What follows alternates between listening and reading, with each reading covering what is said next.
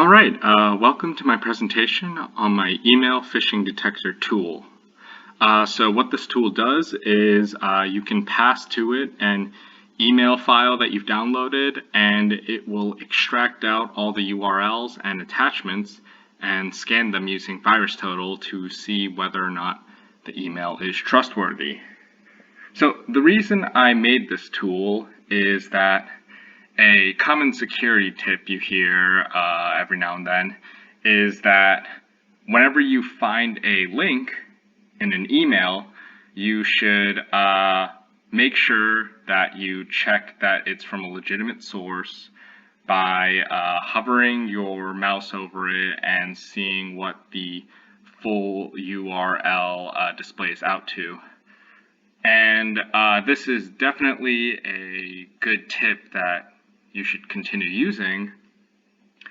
However, as websites have become more complicated, URLs have also grown increasingly more complicated in tandem, and a lot of organizations, rightfully so, have decided to find ways to shorten those URLs so they don't look as unsightly whenever they send them to you in an email. And one way they've done this is by using services known as URL shorteners. So an example of this is tinyURL. And what a URL shortening service is more or less just a fancy way of redirecting. So an organization would take the URL and give it to the URL shortening service, and then the URL shortening service will in turn give back a shortened URL that will redirect to whatever they gave them. So this is great in whenever an org wants to make their emails or websites look a little cleaner, but whenever you're trying to evaluate the trustworthiness of a URL in an email, all you see is this redirecting link and you have no idea where it goes to. It could be legitimate or it could go to some kind of malicious source. So what you can do is take the shortened URL and you could go to whatever service generated it, and generally speaking they have some kind of preview feature, and from there you can check whether or not it does go to a legitimate source, but that's very time consuming, and if there are a lot of links in an email that can get pretty tedious.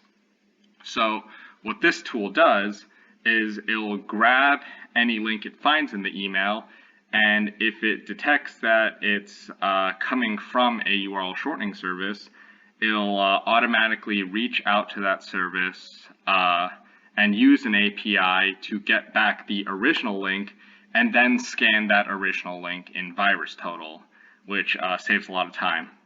And if it's just a standard link without a URL shortening service, then it'll just scan it regularly, and I've also extended the functionality by including in attachment scanning functionality as well. So getting into the tool, we can just go over how it works. So the tool has been packaged so that it can be installed via pip. So I've already done that, but we can do that again.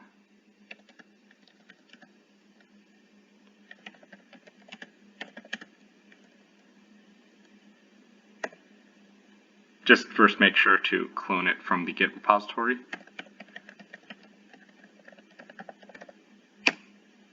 So we have that running.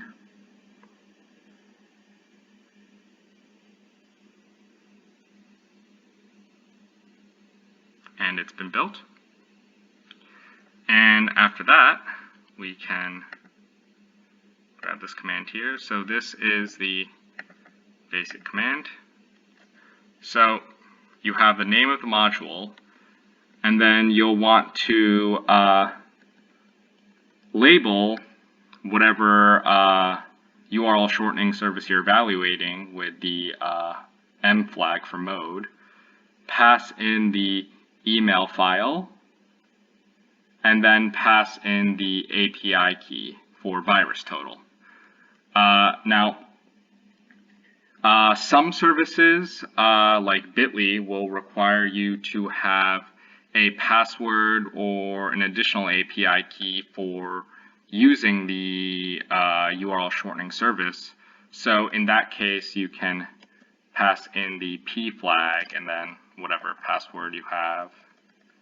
But tinyURL does not require that, so that flag is optional. It'll depend from service to service.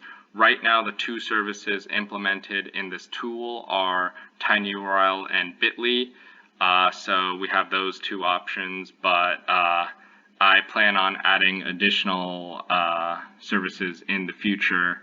And the primary limitation on that is that different services seem to have different requirements in terms of logging on. So there's some complications in terms of implementing whatever inputs are required for flags and whatnot, but should be able to work around those in the future. So I've already ran this command for an email and can go through the output together. So this is the report that is generated.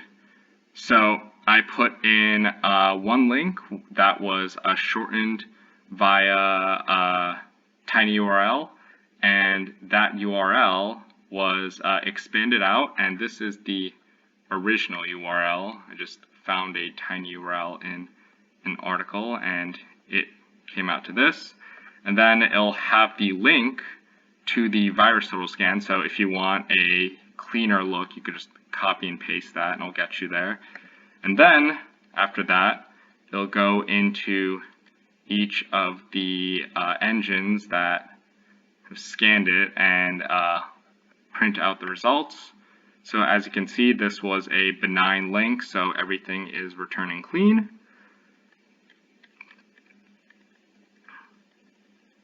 And yeah, just a whole bunch of them.